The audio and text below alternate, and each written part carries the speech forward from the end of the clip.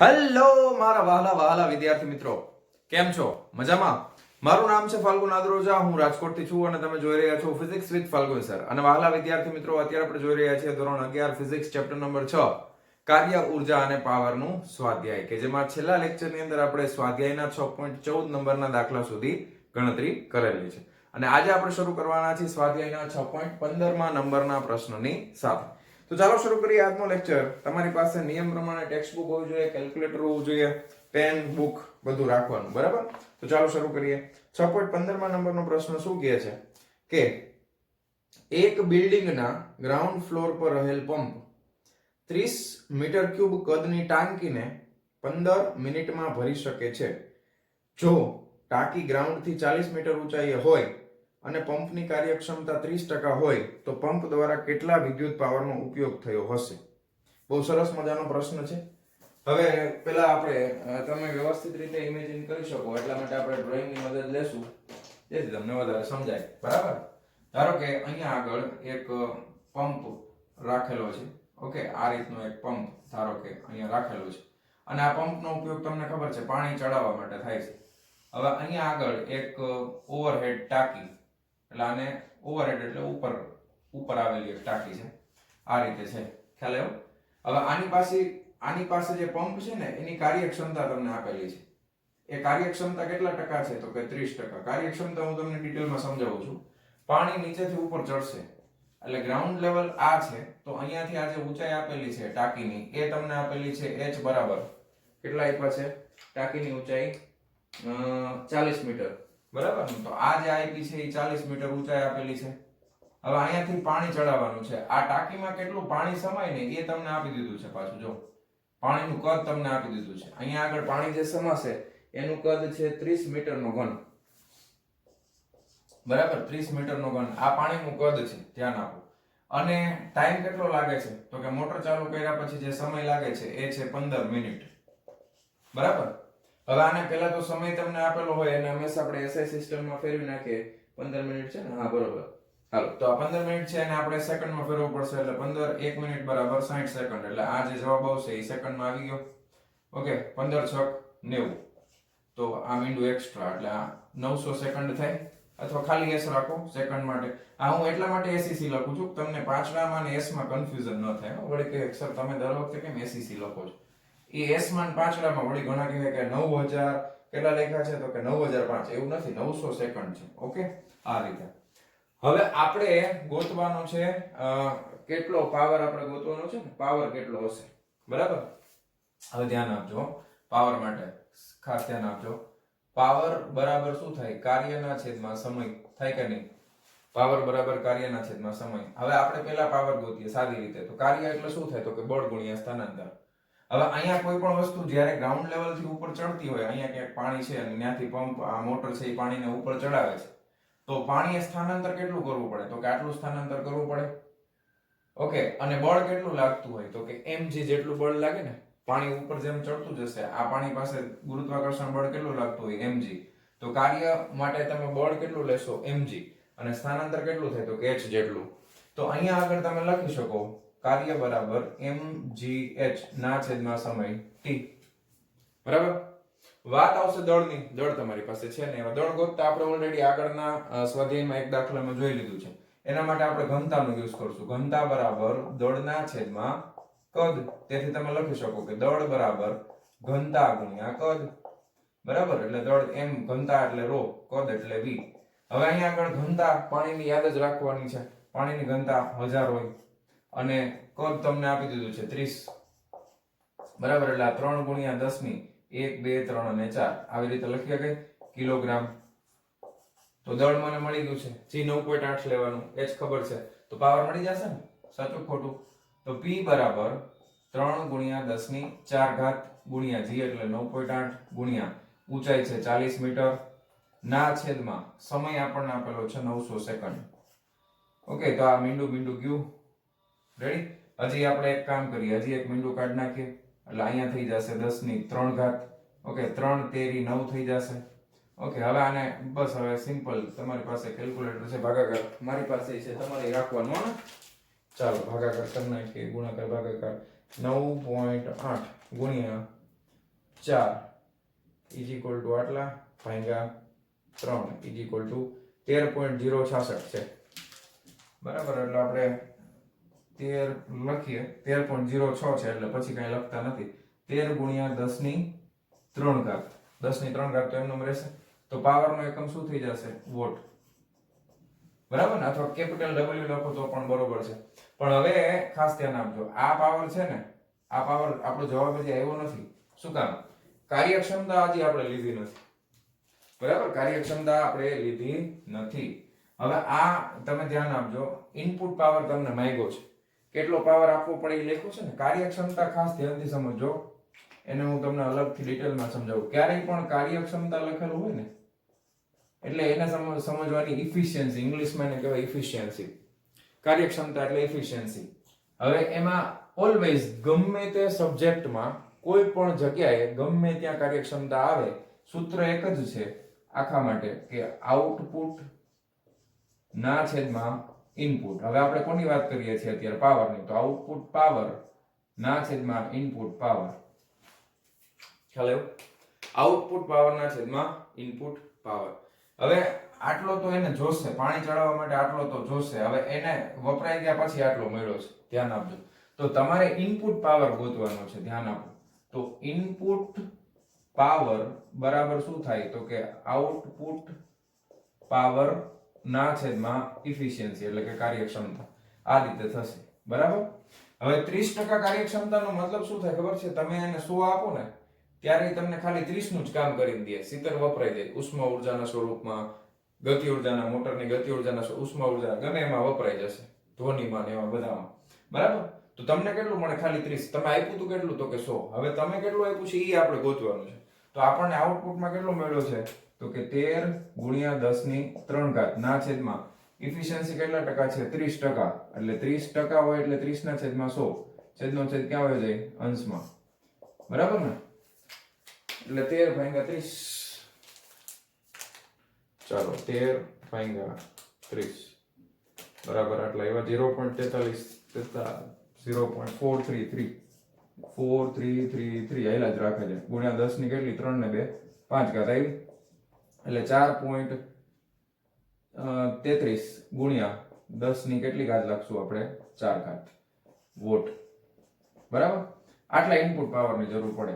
આ તમારો જવાબ. આ જવાબ સાચો. લખી નાખો હાલો, વિડીયો પોઝ કરીને. ચાલો, સોરી, જવા દઉં છું. હા, ચાલો. વસ્તુ ટેક્સ્ટ બુકમાં જવાબ જોશો ને તો કિલોવોટમાં આપેલો છે. વળી કે સર તમારો જવાબ ખોટો છે, ટેક્સ્ટ બુકમાં 43.6 કિલોવોટ લખ્યું છે. કઈ વાંધો નહીં, હરખું જ છે, સાચું જ છે. જો હવે અહીંયા કિલોમાં ફેરવું એટલે 1000 જોઈએ ને, તો 43.3 ગુણ્યા 1000 કરી નાખીએ. આ વોટ. બરાબર? તો આ કેટલા થઈ જશે? 43.3 1000 એટલે કિલોવોટ. થઈ ગયું? આ જવાબ લ્યો, ટેક્સ્ટ બુક આરે મેચ થઈ ગયો. રેડી? એમાં 0.6 આપણે 0.3 આપણે પોઈન્ટમાં એક્ઝેક્ટ ઈ થોડું ઘણું માઇનોર પોઈન્ટ પછી એક બે આંકડામાં ડિફરન્સ ચાલે હો. ચાલો હવે આપણે જોઈએ છીએ સ્વાધ્યાયનો 6.16. ચાલો જવા દઉં છું. હો, ચાલો. ચાલો વિદ્યાર્થી મિત્રો, સ્વાધ્યાય 6.16 પ્રશ્ન વાંચીએ. શું કહે છે? બે એક જ સરખા બોલ બેરિંગ એકબીજાના સંપર્કમાં રહે તે રીતે ઘર્ષણ રહિત ટેબલ પર સ્થિર રહેલા છે. એટલે ઘર્ષણને ક્યાંય ગણતરીમાં લેવાનું છે નહીં. જેમને તેટલા જ દળનું કેપિટલ V જેટલી ઝડપથી ગતિ કરતું બોલ બેરિંગ સન્મુખ અથડાય છે. સન્મુખ અથડાય એટલે એક પરિમાણમાં અથડામણ થાય છે. સન્મુખ અથડામણ ત્યારે જ થાય જ્યારે એક પરિમાણમાં ગતિ થતી હોય ત્યારે. ઓકે, હેડ ઓન સંઘાત કહેવાય. જો અથડામણ સ્થિતિસ્થાપક હોય તો અથડામણ બાદ નીચે આપેલ આકૃતિમાં કયું પરિણામ શક્ય છે? ઓકે, કયું પરિણામ શક્ય છે એ તમારે કહેવાનું. આ ત્રણમાંથી કયું સાચું છે? આ સાચું, આ સાચું, આ સાચું. આ પહેલાની પરિસ્થિતિ, અથડામણ પહેલાની, ને અથડામણ પછી. આ ત્રણમાંથી કયું સાચું થશે એવું આપણે કહેવાનું છે. ખ્યાલ આવ્યો તમને કે ના ખ્યાલ આવ્યો? સ્થિતિસ્થાપક અથડામણ છે એવું તમને કીધું છે. જો અથડામણ સ્થિતિસ્થાપક હોય તો. ઓકે, તો આપણે ધારી લઈએ કે ધારો કે દરેક બોલ બેરિંગ નું દળ સ્મોલ m છે. દરેકે દરેક ત્રણે ના દળ તો સરખા જ છે. હવે સ્થિતિસ્થાપક અથડામણ કોને કહેવાય? કે અથડામણ પહેલાની કુલ ગતિ ઉર્જા બરાબર અથડામણ બાદની કુલ ગતિ ઉર્જા, એને સ્થિતિસ્થાપક અથડામણ કહેવાય. વેગમાન સંરક્ષણનો નિયમ તો બધે લાગુ પડે જ છે. આપણે અહીંયા ગતિ ઉર્જા નો સંરક્ષણનો નિયમ લાગુ પાડશું. ઓકે, તો અથડામણ પહેલા ની કુલ ગતિ ઊર્જા બરાબર કેટલી થશે?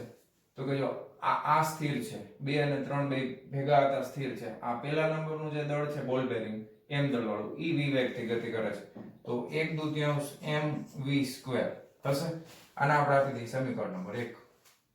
ઓકે, પછી બીજા નંબરની આ ત્રણ અલગ અલગ પરિસ્થિતિ છે. તો આ પરિસ્થિતિ માટે ગતિ ઊર્જા કેટલી હશે એ હું અહીંયા ડાયરેક્ટ લખું છું. તો પહેલા નંબરની આકૃતિ માટે ગતિ ઊર્જા અથડામણ, હવે આ જે છે ને અહીંયા આ બધું અથડામણ બાદની કુલ ગતિ ઊર્જા એના માટે આપણે કરીએ છીએ. ધારો કે આના માટે કુલ ગતિ ઊર્જા છે એને આપણે k1 નામ આપી દઈએ. તો અહીંયા આગળ તમારે કુલ ગતિ ઊર્જા કેવી રીતે મળશે કે k1 બરાબર આનો તો વેગ 0 છે એટલે આનું તો કઈ ગણાય નહીં. હવે આ બે ભેગા v/2 વેગથી ગતિ કરે છે, તો ગતિ ઊર્જા 1/2 m વત્તા m એટલે 2m થઈ ગયું.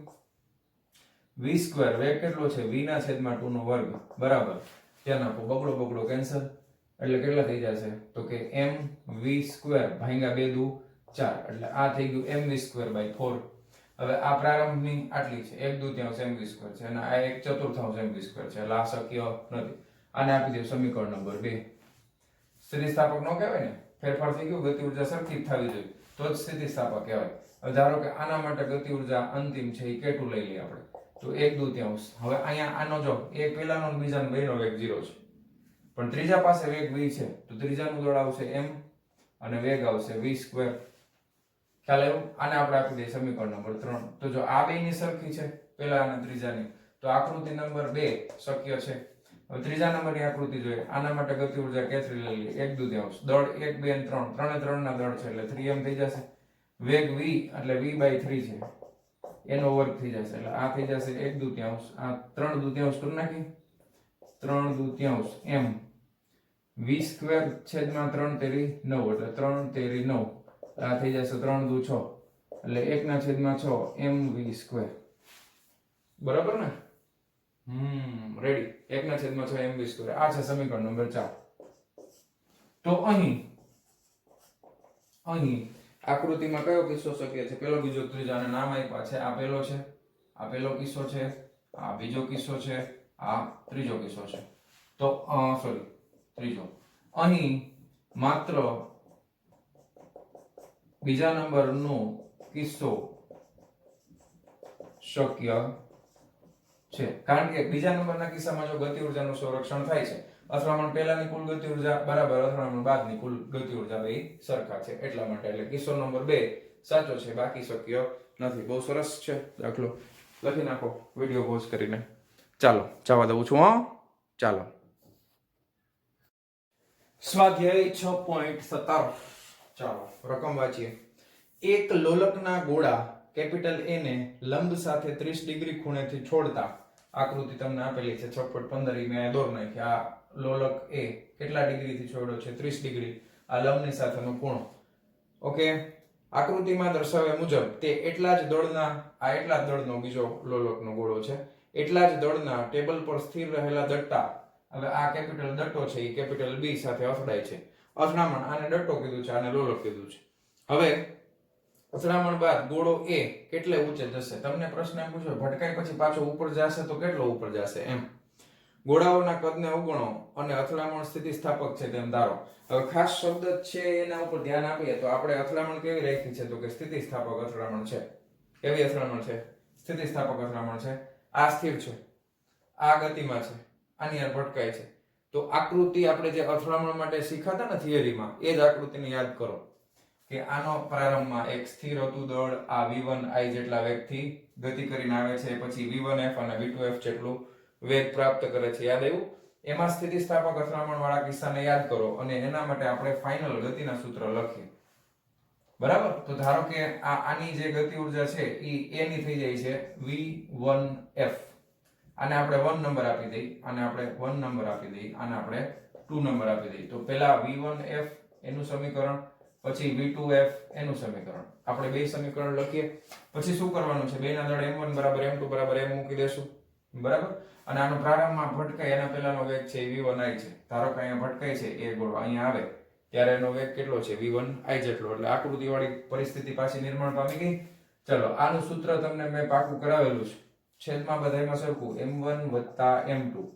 અહીંયા પણ m1 + m2 ગુણાકારમાં સરખું v1i.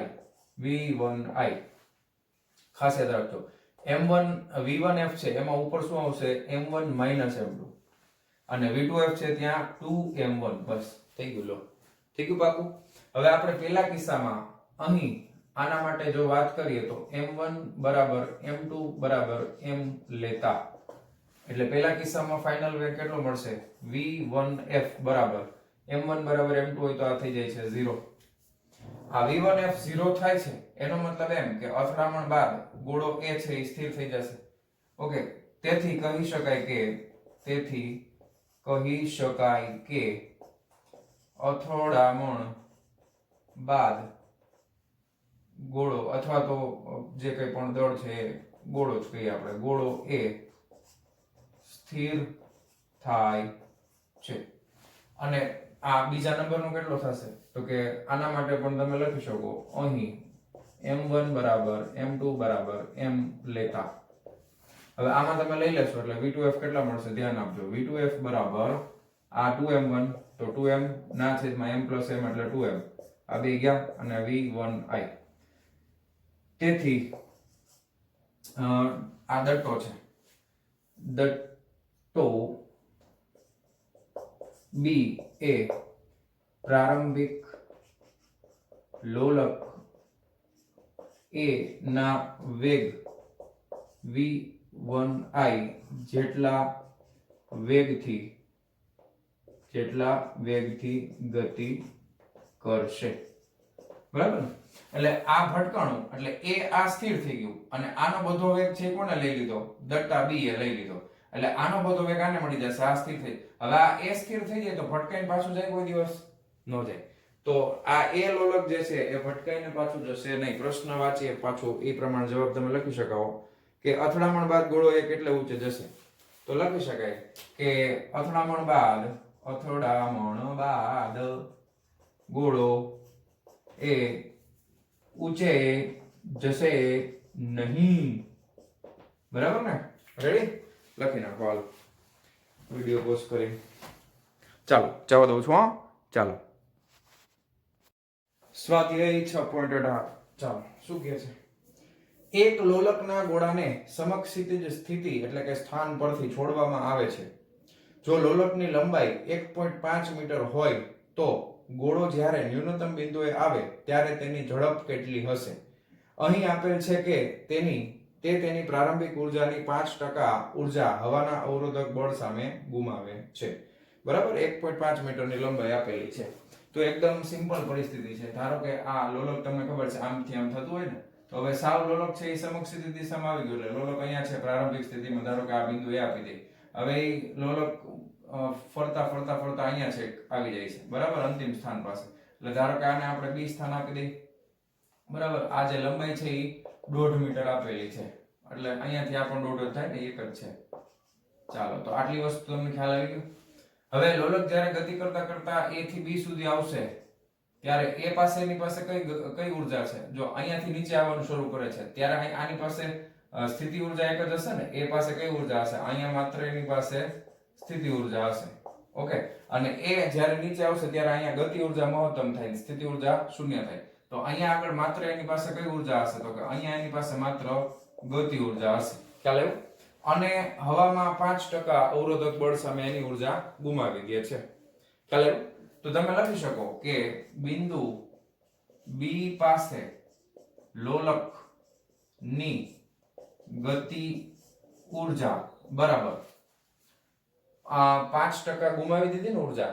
એટલે એ બિંદુ પાસેની જે સ્થિતિ ઉર્જા હતી એમાંથી 5% ગુમાવી દીધી. 5% ગુમાવી દીધી એટલે ખાસ ધ્યાન આપજો.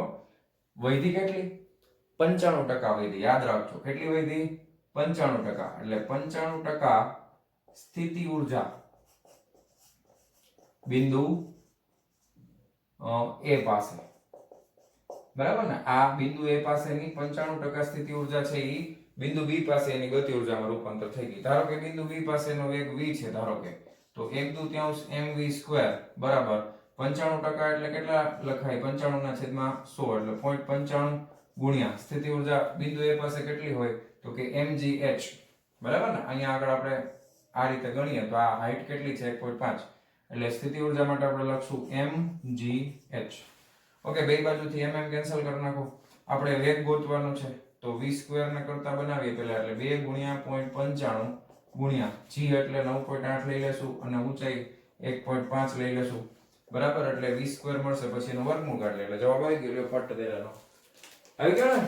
ચાલો કરી નાખો. 2 ગુણ્યા 0.95 ગુણ્યા 9.8 ગુણ્યા 1.5 બરાબર 27.93. એનું પેલા લખી નાખું, ફરી કે ડાયરેક્ટ લખી નાખું સાઈડે 27.93.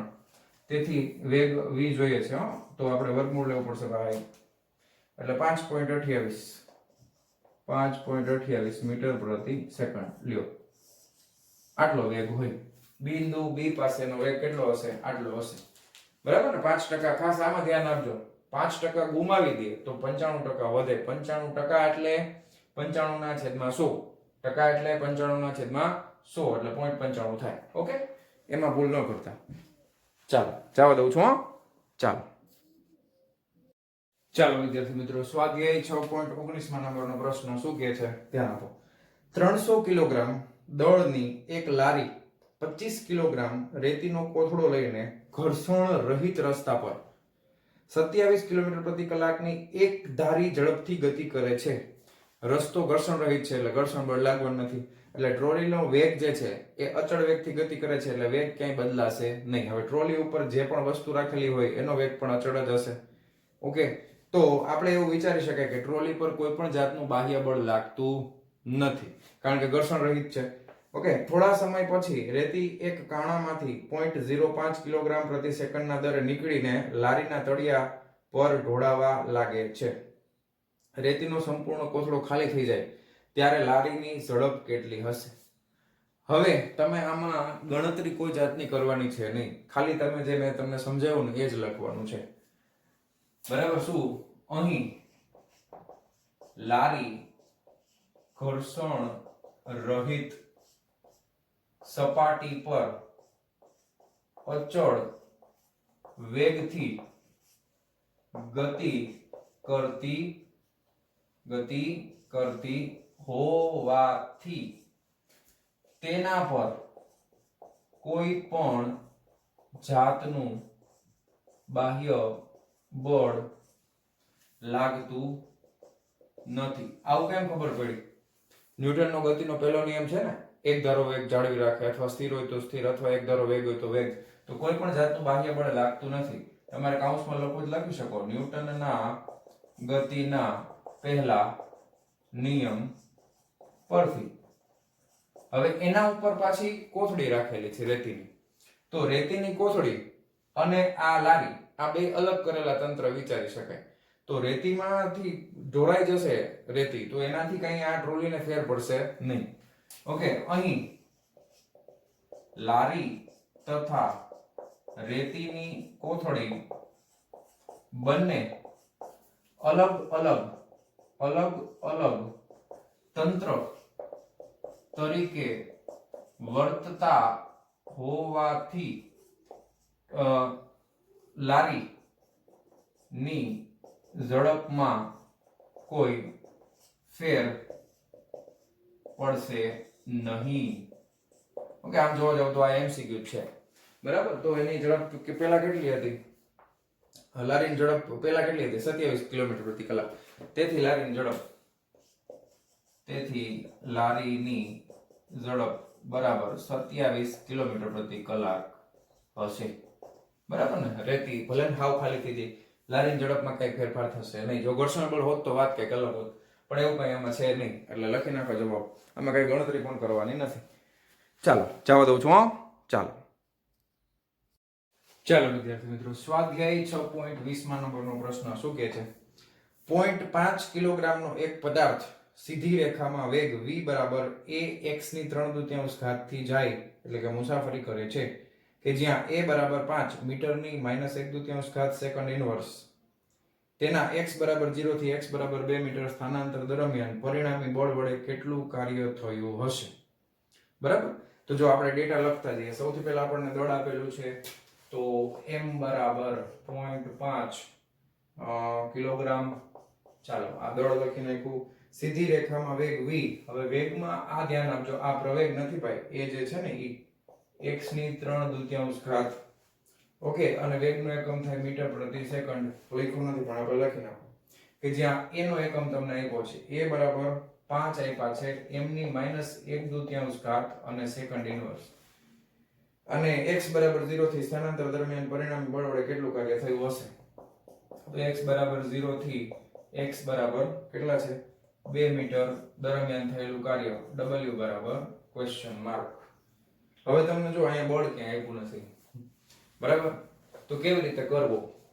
તો તમે એક લાંબી રીત છે એનાથી કરી શકો, પણ એના કરતા એક શોર્ટકટ રીતથી આપણે કરીએ, જલ્દી થાય. જો તમને આવો કોઈ પ્રશ્ન પૂછે અને એમાં તમને બળ ન આપેલું હોય, તો કાર્ય પૂછ્યું હોય, તો આપણી પાસે હજી એક રસ્તો છે કાર્ય ઊર્જા પ્રમેયનો. કયો રસ્તો છે? કાર્ય ઊર્જા પ્રમેય. તો આપણે સીધું કાર્ય ઊર્જા પ્રમેયનો જ ઉપયોગ કરશું કે કાર્ય ઊર્જા પ્રમેય પરથી શું કહી શકાય કે ગતિ ઊર્જામાં થતો ફેરફાર ડેલ્ટા k બરાબર કુલ કાર્ય w. બરાબર. હવે ગતિ ઊર્જામાં થતો ફેરફાર એટલે કાર્ય બરાબર ગતિ ઊર્જાનો ફેરફાર એટલે અંતિમ ગતિ ઊર્જા માઈનસ પ્રારંભિક ગતિ ઊર્જા. બરાબર. હવે અંતિમ ગતિ ઊર્જા એટલે 1/2 m vf નો વર્ગ માઈનસ 1/2 m vi નો વર્ગ.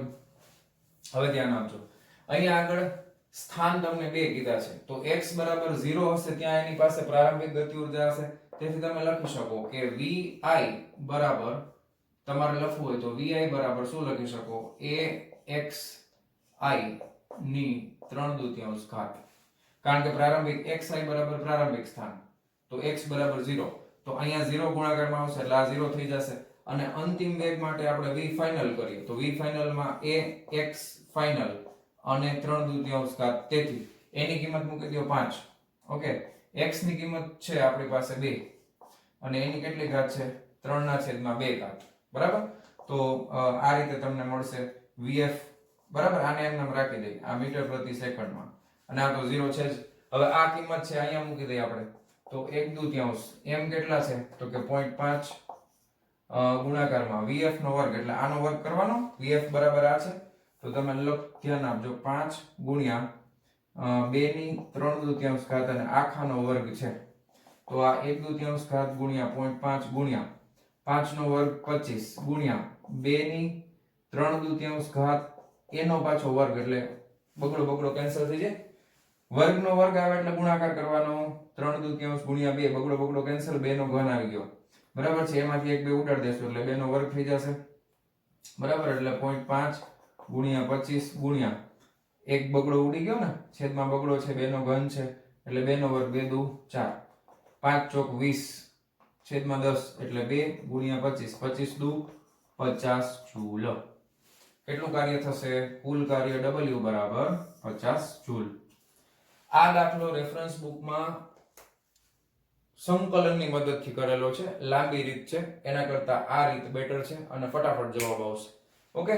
અને ઓલી રીતમાં ઘણા બધા કન્ફ્યુઝન પણ છે, અમુક બહુ અઘરી વસ્તુ સંકલનમાં પાછી લિમિટ કઈ રીતે મૂકી છે એ લોકો કઈ સમજાયું નથી, એટલે એના કરતા બેટર છે કે આ રીતે કરો. ચાલો લખી નાખો ફટાફટ વિડિયો પોઝ કરીને. ચાલો જવા દઉં છું. ચાલો વિદ્યાર્થી મિત્રો, સ્વાધ્યાય 6.21 નંબરનો પ્રશ્ન શું કહે છે? એક પવનચક્કીના પાંખિયા ફરે ત્યારે કેપિટલ A જેટલા ક્ષેત્રફળનું વર્તુળ આવરી લે છે. પેલું, જો પવન સ્મોલ v વેગથી આ વર્તુળને લંબ રૂપે વહેતો હોય તો સ્મોલ t સમયમાં કેટલા દળની હવા તેમાંથી પસાર થશે? બીજો પ્રશ્ન, હવાની ગતિ ઊર્જા કેટલી હશે? ત્રીજો પ્રશ્ન, ધારો કે પવનચક્કી પવન ઊર્જાની 25% ઊર્જાનું વિદ્યુત ઊર્જામાં રૂપાંતર કરે છે અને કેપિટલ A બરાબર 30 મીટરનો વર્ગ, v બરાબર 36 કિલોમીટર પ્રતિ કલાક અને હવાની ઘનતા 1.2 કિલોગ્રામ પ્રતિ મીટર ક્યુબ છે, તો કેટલો વિદ્યુત પાવર ઉત્પન્ન થશે? હવે અહીંયા આગળ તમને રકમમાં હવાની ઘનતા ઓલરેડી 1.2 કિલોમીટર પ્રતિ મીટરનો ઘન આપેલો છે, જો ન આપી હોય તો જ એક લેવી, આપેલી હોય તો રકમમાં જે આપી હોય એ જ લેવી. બરાબર. હવે આપણે તમને આકૃતિ દ્વારા સમજાવવાનો પ્રયત્ન કરું, પછી આપણે આગળ વધીએ. જો ધારો કે અહીંયા આપણે એક વિચારી લઈએ કે અહીંયા કોઈ એક પવનચક્કી ના પાખિયા ફરે છે. 3 પાખિયા વાળી રાખીએ આપણે. બરાબર. ધારો કે એક પાખિયું આમ છે, બરાબર, એક પાખિયું આમ છે અને એક પાખિયું આમ છે. એટલે આ રીતે પવનચક્કીના પાખિયા ફરતા હોય અને હવા જે છે ને ભાઈ, હવા એ આ પાખિયાને લંબ રૂપે પસાર થાય છે. એટલે તમે સમજો આ પવનચક્કીના 3 પાખિયા છે, બરાબર, બ્લેડ, અને હવા છે એ આમ લંબ રૂપે એટલે એક્ઝેક્ટ આને લંબ રૂપે આમ પસાર થાય છે. બરાબર. હવા જે લંબ રૂપે પસાર થાય છે એટલે કેટલી હવા જે છે એ અમુક સમયમાંથી એક હવા છે એ ટી સમયમાંથી ધારો કે પસાર થઈ તો એ આ રીતનો એક આખે આખું નળાકાર બનાવશે.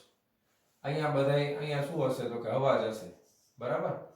આમાંથી પસાર થઈ ગયેલી હવા. ખ્યાલ આવ્યો તમને? શું કહેવા માંગુ છું? જો આ પવનચક્કી ફરે છે, આ 3 પાખિયા એના લંબ રૂપે હવા આવી. કેટલા વેગથી તો કે v વેગથી હવા આવે છે ને. હવાનો વેગ કેટલો છે તો કે v વેગથી હવા આવે છે. હવે ધ્યાન આપજો. ધારો કે વેગ બરાબર શું થાય? અંતરના છેદમાં સમય. ધ્યાન આપજો. હવે જે હું કરું છું ધ્યાનથી સમજજો. વેગ બરાબર થશે અંતરના છેદમાં સમય. હવે ધારો કે t સમયમાં આ હવા છે ઈ પવનચક્કીના પાખિયામાંથી પસાર થઈને કેટલું અંતર કાપે છે? તો અંતર બરાબર શું લખાય? વેગ ગુણ્યા સમય. તો આ જે અંતર એને કાપ્યું છે એ કેટલું થાય તો કે વેગ ગુણ્યા સમય એટલે t. ધારો કે t સમયમાં હવાએ કાપેલું અંતર કેટલું થાય? વેગ v ગુણ્યા t. હવે તમને આપેલું છે રકમમાં કે આ પવનચક્કી જે છે એ આમ તમે સામેથી જુઓ એટલે આમ આખું વર્તુળ થાય ને, તો એનું આડછેદનું ક્ષેત્રફળ ધારીએ તો એ આડછેદનું ક્ષેત્રફળ આના જેટલું જ થાય કે નહીં? આડછેદનું ક્ષેત્રફળ એટલે અહીંયા આખે આખું તમે જોશો તો આડછેદનું ક્ષેત્રફળ એ લખાય કે નહીં? થાય ને? આડછેદનું ક્ષેત્રફળ કેટલું ધારી લેવું પડે? a. ખ્યાલ આવ્યો તમને? તો આ આખે આખું જે અહીંયા અંદર આટલા ભાગમાં છે એ શું થાય? હવાનું કદ થાય કે નહીં? સમજે છે ને તમને ક્વેશ્ચન? આ આખે આખું તમે વિચારો કે એક આખો નળાકાર બની ગયો. એ નળાકારની અંદરનું આખે આખું જે છે એ શું થાય તો કે કદ થાય. ક્ષેત્રફળ કેટલું છે? a. લંબાઈ કેટલી છે? v * t. તો તમે લખી શકો કે અહીં નળાકારનું કદ કેપિટલ V બરાબર શું લખાય તો કે ક્ષેત્રફળ ગુણ્યા લંબાઈ. એટલે ક્ષેત્રફળ a, લંબાઈ એટલે v * t. ઓકે? પાકું? હા, કેપિટલ A જેટલું વર્તુળ ક્ષેત્રફળનું વર્તુળ આવરી લે છે. જો રકમમાં કેપિટલ A ક્ષેત્રફળ જેટલું વર્તુળ, આ આખે આખું વર્તુળ. રેડી? ચાલો. હવે પહેલો પ્રશ્ન છે, જો પવન v વેગથી આ વર્તુળને લંબ રૂપે વહેતો હોય તો t સમયમાં કેટલા દળની હવા તેમાંથી પસાર થશે? હવે તો સાવ સહેલું છે કે પહેલા પ્રશ્નનો જવાબ છે કે પવન ચક્કીમાંથી પસાર થતી હવાનું દળ. હવે દળ માટે તમને ખબર જ છે સૂત્ર m = ρ * v. હવે ઘણા દાખલામાં કર્યું છે એટલે આમાં લખતો નથી. m બરાબર ρ એટલે હવાની ઘનતા, v એટલે હવાનું કદ, ઘનતા બરાબર દળના છેદમાં શું થાય? કદ. એટલે દળ બરાબર ઘનતા ગુણ્યા શું લખાય તો કદ. ઓકે? તો અહીંયા આગળ ρ કદ તમે ઓલરેડી અહીંયા લખી નાખ્યું તો a સ્મોલ v અને t. તો આ પહેલા પ્રશ્નનો જવાબ થઈ ગયો. m = ρ a v t. Okay? અને દળ આવશે એ કિલોગ્રામમાં આપણે લેશું. ખ્યાલ આવ્યો? તો આ પહેલા પ્રશ્નનો જવાબ છે. પછી બીજું, હવાની ગતિ ઉર્જા કેટલી હશે? બીજા પ્રશ્નનો જવાબ મેળવવો છે તો બીજું, હવાની ગતિ ઉર્જા k બરાબર શું થાય? 1/2 mv². હવાની ગતિ ઉર્જા કેટલી થાય? k બરાબર 1/2 mv². અહીંયા તમને હવાનો વેગ તો v આપ્યો જ છે અને દળ આપણે અહીંયાથી ગોતી લીધું. તો આ 1/2 m એટલે શું લખવાનું? ρ a v t ઇન્ટુ આ v². એટલે v ગુણ્યા v² એટલે v નો ઘન થઈ જશે. તો 1/2 ρ a v ઘન, v નો ઘન અને t. તો આ થઈ ગઈ હવાની ગતિ ઉર્જા. ઓકે? તો આ ગતિ ઉર્જાનો એકમ થઈ જશે જૂલ. ચાલો એના પછી ત્રીજું શું પૂછ્યું છે? ધારો કે પવન ઉર્જાની 25% ઉર્જાનું વિદ્યુત ઉર્જામાં રૂપાંતર કરે છે. પવન ઉર્જાની 25% ઉર્જાનું વિદ્યુત ઉર્જામાં રૂપાંતર કરે છે. એટલે ખાસ અહીંયા ધ્યાન આપજો. હવે સી માં આપણે લખી શકાય કે વિદ્યુત ઉર્જા બરાબર 25% કોના? તો કે 25% ઓફ પવન ઉર્જા. પવનચક્કીની પવન ઉર્જાના 25% નું વિદ્યુત ઉર્જામાં રૂપાંતર કરે છે. ઓકે, ચાલો. એ બરાબર 30 મીટર સ્ક્વેર. હવે આ બધો ડેટા આપણને આપ્યો છે કે એ બરાબર આપણે 30 મીટરનો સ્ક્વેર લેવાનું છે ક્ષેત્રફળ. પછી વેગ v બરાબર આ ધ્યાન આપો 36 કિલોમીટર પ્રતિ કલાકમાં આપ્યું છે. એમાં લેવાય નહીં. એટલે કિલોમીટર બરાબર 1000. ડાયરેક્ટ તમારી પાસે શોર્ટકટ તમને યાદ હોય 5/18 કરી દેવાનું. બરાબર 3600. આમ તો 5/18 જ થાય ને. જો 18 દુ 36, 5 દુ 10 મીટર પ્રતિ સેકન્ડ. ઓકે, તો વેગ આપણે લેશું 10 મીટર પ્રતિ સેકન્ડ. તથા હવાની ઘનતા એટલે રો 1.2 કિલોગ્રામ પ્રતિ મીટરનો ઘન છે. તો કેટલો વિદ્યુત પાવર ઉત્પન્ન થશે? હવે આપણને પાવર પૂછ્યો છે. શું પૂછ્યું છે? પાવર પૂછ્યો છે. તો આપણી પાસે ઉર્જા છે. વિદ્યુત ઉર્જા બરાબર પાવર એટલે વિદ્યુત ઉર્જાના છેદમાં સમય લખવો પડે ને. તો સૌથી પહેલા આપણે વિદ્યુત ઉર્જા મેળવશું. પવન ઉર્જા જો તમારી પાસે પવનની ઉર્જા કયા સ્વરૂપમાં છે? ગતિ ઉર્જાના સ્વરૂપમાં છે. તેથી પહેલા આપણે ગોતીએ વિદ્યુત ઉર્જા બરાબર 25% એટલે 25/100 ગુણ્યા પવન ઉર્જા. આ હવાની ગતિ ઉર્જા છે એ જ શું છે? પવન ઉર્જા. તો અહીંયા હું લખી શકું છું પવન ઉર્જા k બરાબર 1/2. હવે અહીંયા આપણે બધી કિંમત મૂકવાની છે. 1/2 રો. ઘનતા કેટલી છે બોલો? તો 1.2 ગુણ્યા a આડછેદનું ક્ષેત્રફળ 30 મીટરનો વર્ગ છે. રો એ v ક્યુબ એટલે આ વેગનો ઘન છે એટલે 1 2 ને 3 મીંડા થઈ જાય 10 નો ઘન એટલે. અને t એટલે સમય. એ તો આપણે એમનામ જ રાખવો પડશે. તો આ સમય રાખી દઈએ એમનામ અત્યારે. બરાબર, હવે ધ્યાન આપજો શું કરું છું. આ 2 મીંડા ગયા, આ 2 મીંડા ગયા. રેડી? આ 2 5 10 અને ગુણાકારમાં t છે. હવે આ વિદ્યુત ઉર્જા છે. તેથી હવે સીધે તમારે વિદ્યુત ઉર્જામાં અહીંયા ગુણાકારમાં t આવશે, પાવરમાં ભાગાકારમાં t આવશે. એટલે આ જે જવાબ આવશે એ તમારો પાવર જ થઈ જશે. ધ્યાન આપજો. તેથી પાવર બરાબર વિદ્યુત ઉર્જા ના છેદમાં સમય. બરાબર, વિદ્યુત ઉર્જાના છેદમાં સમય એટલે શું થઈ જશે? આ કઈ જે કઈ પણ આવતું હોય. ચાલો એક સ્ટેપ વધારે કરી નાખીએ. પેલા ગુણાકાર કરી નાખીએ. 25 ગુણ્યા 1.2 ગુણ્યા 30 ગુણ્યા 5 4500 આવે છે. તો આ 4500 t ના છેદમાં t. તો આ 4500 વોટ w. તો આ છે પાવર p. Okay, ready? તો આટલો પાવર તમને મળશે.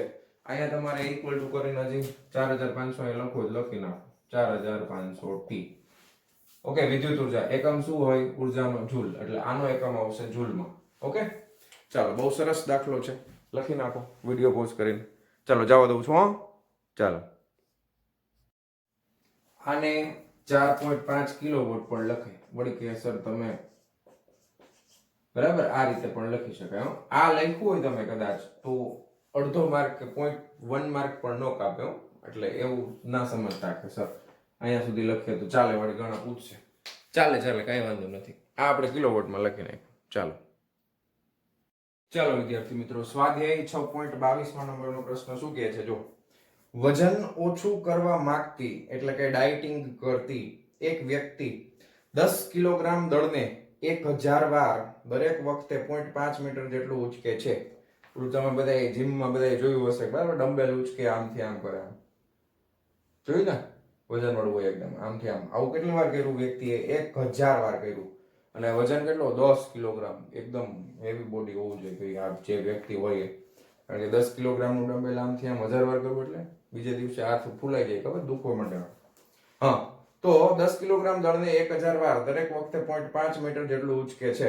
ધારો કે તેણી જેટલી વખત દળને નીચે લાવે છે તેટલી વખત સ્થિતિ ઉર્જાનો વ્યય થાય છે.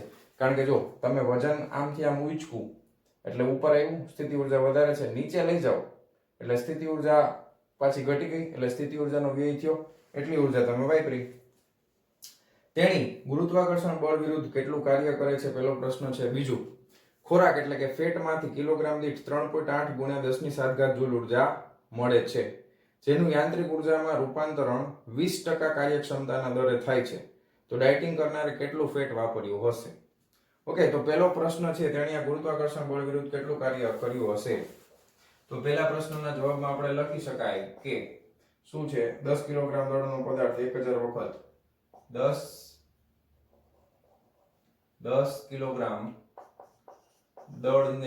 દળના પદાર્થને 1000 વખત 0.5 મીટર જેટલું ઊંચકતા થતું કાર્ય W બરાબર કયા કાર્ય કઈ ઉર્જાના સ્વરૂપમાં સ્ટોર થાય છે? સ્થિતિ ઉર્જાના સ્વરૂપમાં થાય છે ને. સ્થિતિ ઉર્જાનું સમીકરણ હવે તમને ખબર જ હોય, mgh. ઓકે, તો અહીંયા તમે લખી શકો કેટલી વખત ઉચકો છો? 1000 વખત. આ ભૂલાય નહીં ગુણાકારમાં, એના ગુણાકારમાં શું આવશે? mgh. ખ્યાલ આવી ગયો? તો આ 1000 ગુણ્યા દળ કેટલું છે? તો કે 10 કિલોગ્રામ દળ છે, g કેટલા લેવાનું? 9.8. ઊંચાઈ કેટલી લેવાની? તો કે 0.5. બરાબર. તો ચલો કરો જે જરાક ગુણાકાર ભાગાકાર. કેટલો આવે છે? 1000 ગુણ્યા 10 ગુણ્યા 9.8 ગુણ્યા 0.5 બરાબર 49,000 49,000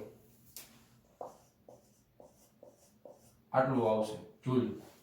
ઓકે, આટલું કાર્ય થશે, થયેલું કાર્ય આવશે, આટલું મળશે તમને. ખ્યાલ આવ્યો? આ તો પેલું તો સિમ્પલ છે. ચાલો હવે તો કે ખોરાકમાંથી કિલોગ્રામ દીઠ આટલી ઉર્જા મળે છે.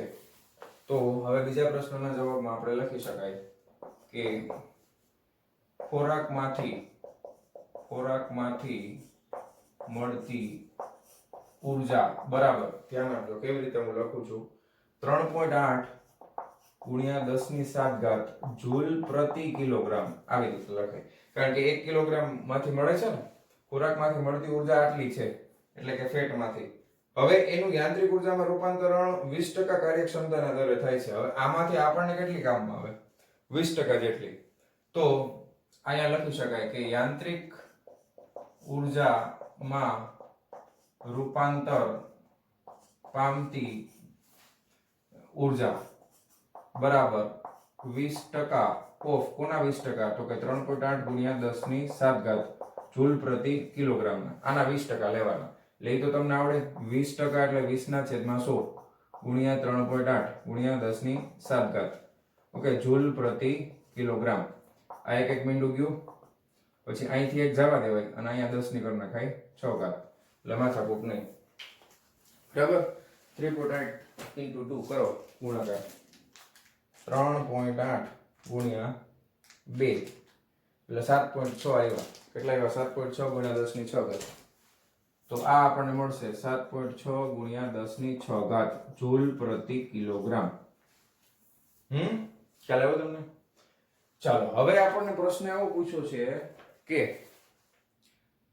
ડાયટિંગ કરનારે કેટલું ફેટ વાપર્યું હશે? ઓકે, હવે તમે વિચાર કરો કે આટલા જૂલ ઉર્જા વપરાય ને ત્યારે 1 કિલોગ્રામ ફેટનું દહન થાય. આટલા જૂલ ઉર્જા વપરાય ત્યારે 1 કિલોગ્રામ ફેટનું દહન થાય.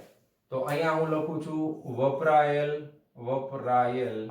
ઉર્જા અને અહીંયા ફેટનું દહન.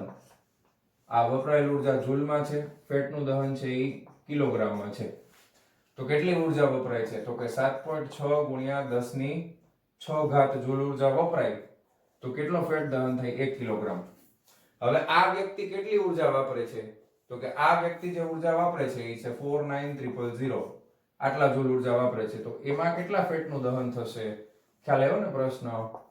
કેવી રીતે? ત્રિરાશિ, સિમ્પલ ત્રિરાશિ મૂકી છે આપણે. આટલી જૂલ ઉર્જા હોય તો 1 કિલોગ્રામ ફેટનું દહન થાય. આટલી ઉર્જા હોય તો કેટલો ફેટ વપરાય? તો કે 4.9 into 10 માં લખીએ મજા આવશે. 1 2 3 અને 4 ના છેદમાં 7.6 ગુણ્યા 10 ની 6 ઘાત એટલે 4.9 ભાગ્યા 7.6 કરો. ચાલો 4.9 divided by 7.6 is equal to 0.644 આવે છે. કેટલા આવે છે? 0.644 ગુણ્યા 10 ની આ 6 ઉપર જાય 4 ને 2 6 એટલે -2 ઘાત કિલોગ્રામ આવશે. તો આને ગ્રામમાં ફેરવી નાખાય ને પોઈન્ટમાં સારું ન લાગે. 1 કિલોગ્રામ બરાબર 1000 ગ્રામ એટલે આ -2 તો ગયા ને ભેગું આવી ગયું એટલે 6.44 ગ્રામ. ઓકે, આટલું ફેટ એનું બર્ન થશે. એ વ્યક્તિ કેટલું 1000 વાર કરે ત્યારે આટલું જ ફેટ બર્ન થાય. જો 6 ગ્રામ જેટલું. સારું કહેવાય. ચાલો તમારે ટ્રાય ન કરવી આ પરીક્ષા વખતે, નકર હાથ દુખવો મળશે. ચાલો લખી નાખજો વિડીયો પોઝ કરીને. જવા દઉં છું. ચાલો વિદ્યાર્થી મિત્રો, સ્વાધ્યાયનો 6.23 નંબરનો પ્રશ્ન. ઓકે, શું કહે છે? એક કુટુંબ 8 કિલોવોટ પાવરનો ઉપયોગ કરે છે. એટલે આપણે ઘરે જે બધું વાપરતા હોઈએ, લાઇટ, પંખા, ટ્યુબલાઇટ, પછી ટીવી, ફ્રીજ, એસી, એમાં એ પાવર કેટલો વાપરે છે? 8 કિલોવોટનો પાવર વાપરે છે. હવે પેલું તમને આપ્યું છે એમાં કે સમક્ષિતિજ સપાટી એટલે સમક્ષિતિજ સપાટી પર સૂર્ય ઉર્જા સીધી જ એક ચોરસ મીટર દીઠ 200 વોટ જેટલા સરેરાશ દરથી આપાત થાય છે. ઓકે, એક ચોરસ મીટર દીઠ એટલે ચોરસ મીટર એટલે શું? તો કે મીટર, એક ચોરસ મીટર દીઠ એટલે 1 મીટર બાય 1 મીટરનું ચોરસ. એટલે તમને ક્ષેત્રફળ આપ્યું છે. કેટલું ક્ષેત્રફળ આપ્યું છે? 1 મીટરનો વર્ગ થાય. ક્ષેત્રફળ કેટલું થાય? 1 મીટરનો વર્ગ. હા, એટલે 1 મીટર સ્ક્વેર ક્ષેત્રફળ દીઠ 200 વોટ જેટલા સરેરાશ દરથી આપાત થાય છે. જો આની 20% ઉર્જાનું ઉપયોગી વિદ્યુત ઉર્જામાં રૂપાંતરણ થઈ શકતું હોય તો 8 કિલોવોટ મેળવવા માટે કેટલું મોટું ક્ષેત્રફળ જોઈએ? હવે સૂર્યમાંથી જે ઉર્જા આવે છે એ 200 વોટ આવે છે, પણ એનું રૂપાંતર વિદ્યુત ઉર્જામાં ખાલી 20% જ થાય છે. તમારે ટોટલ કેટલી ઉર્જા, કેટલો પાવર જોઈએ છે? 8 કિલોવોટનો. તો પહેલો પ્રશ્ન આપણે એમ કરીએ કે જરૂરી વિદ્યુત ઉર્જા, બરાબર ને? તો પહેલા આપણે જરૂરી વિદ્યુત ઉર્જા મેળવી લઈએ. ચાલો, તો અહીં જરૂરી વિદ્યુત ઉર્જા બરાબર કેટલી છે? તો કે 200 વોટ આવે છે, પણ એમાંથી આપણને 20% જ મળે છે. ફરીથી જો એકવાર રકમ જોવો કે 200 વોટ જેટલા સરેરાશ દરથી આપાત થાય છે. જો આની 20% ઉર્જાનું ઉપયોગી વિદ્યુત ઉર્જામાં રૂપાંતર થઈ શકતું હોય તો વિદ્યુત ઉર્જા એટલે 20% ઓફ 200 વોટ. ત્યારે હવે ગુજરાતીમાં તમારે લખવું હોય તો આવી રીતે લખાય 200 ના 20%. વળી કે સાહેબ તમે ઇંગ્લિશમાં લખો. ઇંગ્લિશમાં લખો તો આગળ આવી જાય 20% ઓફ 200. ખ્યાલ આવ્યો? તો 20% એટલે 20 ના છેદમાં 100 ગુણ્યા 200. 2 દુ 4 એટલે 40 આ વોટ પર મીટર સ્ક્વેર. આનો ભૂલતા, એક ચોરસ મીટર દીઠ આપ્યું છે ને, એટલે ક્ષેત્રફળ દીઠ આટલી ઉર્જા મળશે. બરાબર? તો જરૂરી વિદ્યુત ઉર્જા આટલી છે. હવે તમને આટલી ઉર્જા આપણને મળે તો હવે તમે ધ્યાન આપો કે 1 મીટર સ્ક્વેર નું ક્ષેત્રફળ હોય ને તો આટલો પાવર મળે છે. તમારે કેટલા પાવરની જરૂર છે? 8000 વોટ. યાદ રાખજો.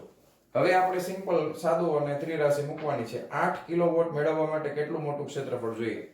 તો તમે લખી શકો કે અહીંયા પાવર અને અહીંયા ક્ષેત્રફળ. બરાબર? તો પાવર કેટલો છે? તો કે 40 વોટ. પાવર કેમાં છે? તો કે વોટમાં. તો કેટલું ક્ષેત્રફળ જોઈએ? તો કે 1. ક્ષેત્રફળ કેમાં છે? મીટર સ્ક્વેરમાં. તમારે કેટલા પાવરની જરૂર છે? 8 કિલોવોટ એટલે 8 ગુણ્યા કિલો એટલે 10 ની 3 ઘાત. ઓકે, તો કેટલું ક્ષેત્રફળ જરૂર પડશે? તેથી લખી શકો કે ક્ષેત્રફળ A બરાબર 8 ગુણ્યા 10 ની 3 ઘાત ભાગ્યા 40. બરાબર? એટલે અહીંયા 3 ઘાત હતી, 2 ઘાત કરી નાખી, મીંડું ગયું, 4 દુ 8 એટલે 200 મીટર સ્ક્વેર. આટલા ક્ષેત્રફળની જરૂર પડે. ઓકે, હવે તમને પ્રશ્ન પૂછ્યો છે છેલ્લો આમાં બી કે આ ક્ષેત્રફળને સામાન્ય રીતે જોવા મળતા ઘરના છાપરાના ક્ષેત્રફળ સાથે સરખાવો. હવે આપણે એવું માની લઈએ છીએ કે સામાન્ય ઘર છે એનું છાપરું ચોરસ છે અને જેની લંબાઈ L છે. ધારો કે આના આ ક્ષેત્રફળ છે એ ચોરસ છે. ઓકે, તો અહીં છાપરા ધારો કે છાપરું ચોરસ છે તથા તેની લંબાઈ સ્મોલ l છે, તો ક્ષેત્રફળ A બરાબર L ગુણ્યા L બરાબર L નો વર્ગ થાય. તેથી L સ્ક્વેર બરાબર ક્ષેત્રફળ આ કેટલું આવ્યું છે 200 મીટર સ્ક્વેર છે બરાબર. તેથી L બરાબર વર્ગમૂળમાં શું આવશે 200. 200 નું વર્ગમૂળ કાઢો તો જરાક કેટલું આવ્યું 14.14 કેટલું આવે છે 14.14 મીટર આવે છે. હવે તમારે આટલો પાવર જોતો હોય ને ભાઈ અને આ તમે આ રીતનું તમે વાપરો ને સોલાર પેનલ આખી તો એમાં તમારે આ 14 મીટર બાય 14 મીટર નું જોઈ. આ કેવું થાય ખબર છે 14 મીટર એટલે આ કોઈ મોટો મહેલ હોય ને એનું ઉપરનું ક્ષેત્રફળ આવડું ન હોય એટલે આ બહુ મોટું થાય. આપણા ઘર મધ્યમ વર્ગીય પરિવાર હોય તો એના ઘરમાં આવડું મોટું છાપરું ન હોય ભાઈ. આવડું મોટું 14 મીટર બાય 14 મીટર નું છાપરું શક્ય નથી. તો અહીં એપ્રોક્સિમેટ લખીએ આપણે 14 મીટર બાય 14 મીટર ક્ષેત્રફળ ની જરૂર પડશે જે સામાન્ય પરિવારના ઘરના છાપરા કરતા ખૂબ જ વિશાળ છે. ઓકે, અહીં 14 મીટર બાય 14 મીટર ક્ષેત્રફળની જરૂર પડશે કે જે સામાન્ય પરિવારના ઘરના છાપરા કરતા ખૂબ જ વિશાળ છે. તો લખી નાખો 6.23 વિડિયો પોઝ કરીને. ચાલો જવા દો. લખાઈ ગયું 1 2 3 4 લખાઈ ગયું. તો મારા વહાલા વિદ્યાર્થી મિત્રો આજનો આ લેક્ચર આપણે અહીંયા પૂરો કરીએ છીએ. મળીએ છીએ નેક્સ્ટ વિડિયો લેક્ચરમાં આના પછીના દાખલા એટલે કે વધારાના સ્વાધ્યાયના દાખલાઓની સાથે. ત્યાં સુધી આવજો.